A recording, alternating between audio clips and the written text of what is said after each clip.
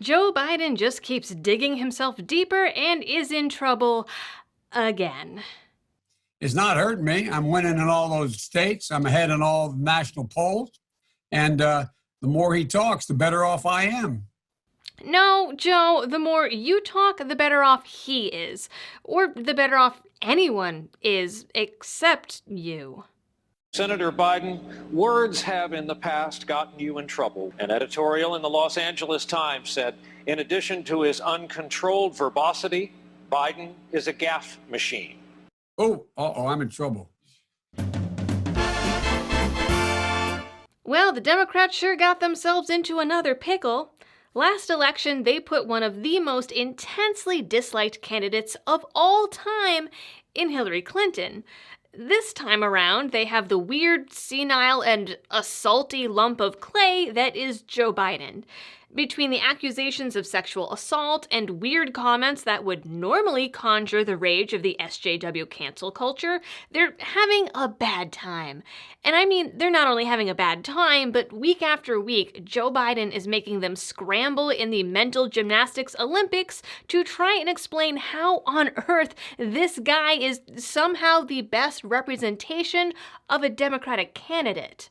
One might even wonder how his campaign isn't dead.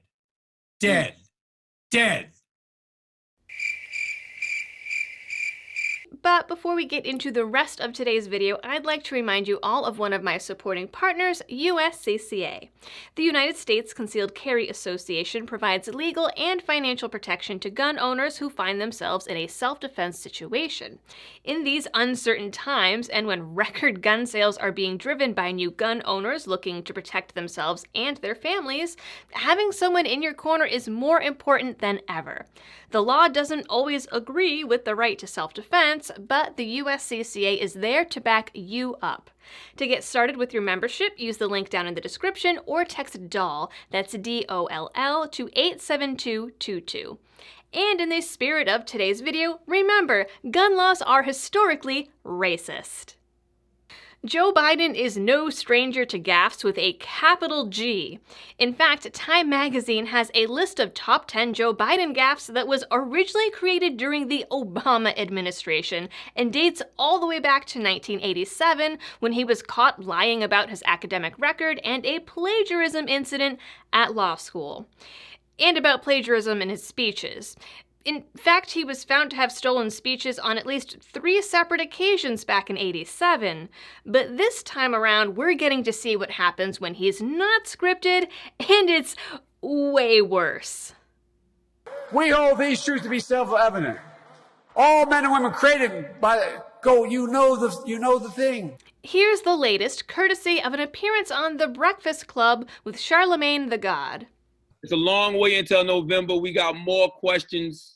You got more questions, but I tell you, if you have a problem figuring out whether you're for me or Trump, then you ain't black. The irony is that this was said in a segment meant to discuss why some people think that Democrats take the black vote for granted. He said what I believe a lot of black voters, including myself, feel, and that's that Democrats take black voters for granted, In reality, African-American voters not only have the right to question Biden's campaign, there are plenty of reasons to question his campaign. A big reason is one of the centerpieces of this interview. A lot of it focused on Biden's record around crime, and it's not great. It don't have nothing to do with Trump. It has to do with the fact I want something for my community. I would love to see. Take a look at my record, man. I extended the voting rights 25 years. I have a record that is second to none. The NAACP has endorsed me every time I've run. Come on. Take a look at the record. Yeah, so about that voting record. Joe Biden wrote a crime bill in the 90s. It turns out that crime bill was pretty bad, but Biden is now being one of those so-called bitter clingers. He claims that his crime bill didn't increase mass incarceration of African Americans. And so, when you take a look at my record, people talk about the crime bill. Crime bill didn't increase mass incarceration. Other things increased mass incarceration. And guess what? The fact is, prison population didn't increase. The lie detector determined that was a lie. I'm in trouble.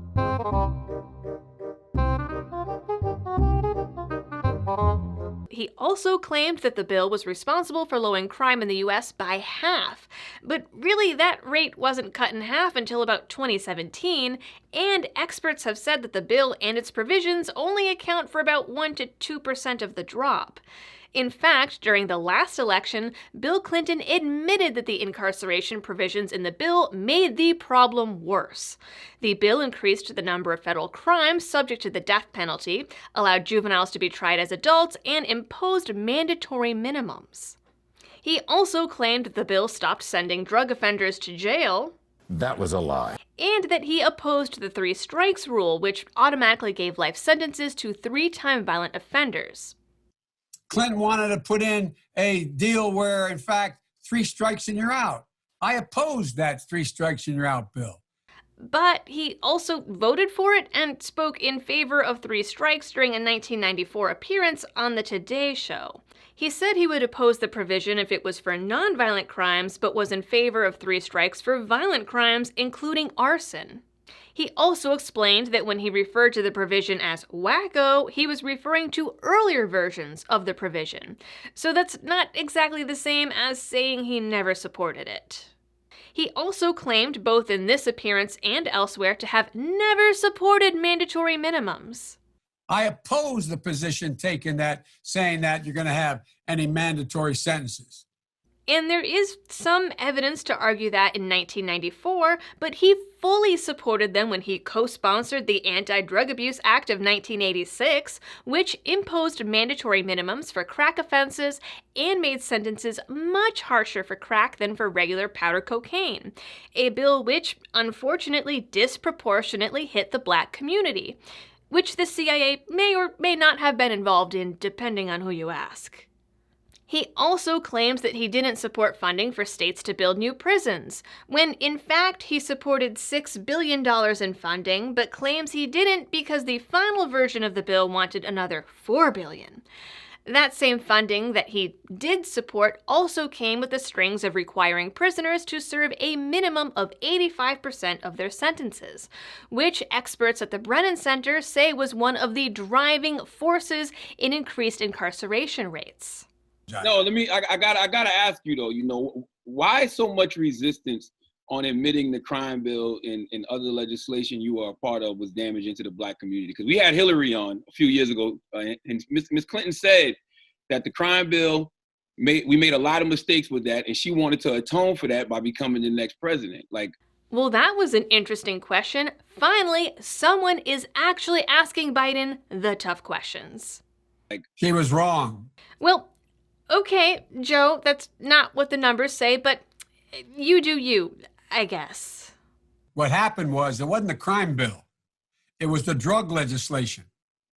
Oh, so those same drug laws and mandatory minimums for drug offenses that you supported? It was the institution of mandatory minimums, which I oppose. Did you though? Mandatory, I opposed them then. I thought you was a part of that in '84 as well. The Comprehensive Crime Control Act that established mandatory minimum sentences for drug offenses. No. What happened was, what you're confusing is what happened was. No, Joe, I think that you're the one that's confused. My name's Joe Biden. I'm a Democratic candidate for the United States Senate. He also completely sidestepped a question about legalizing pot, claiming that there wasn't any science out yet about the dangers of the marijuanas, and instead said, Yeah, I do. I know a lot of weed smokers. Did anyone else read that as complete pandering? Come on, man. Get a life. Get a life. This certainly isn't the first time that Biden hasn't been truthful about his record, and it's not the first time he's made some questionable comments, like that time in 2007 when he said Obama was the first ever clean and articulate mainstream African American.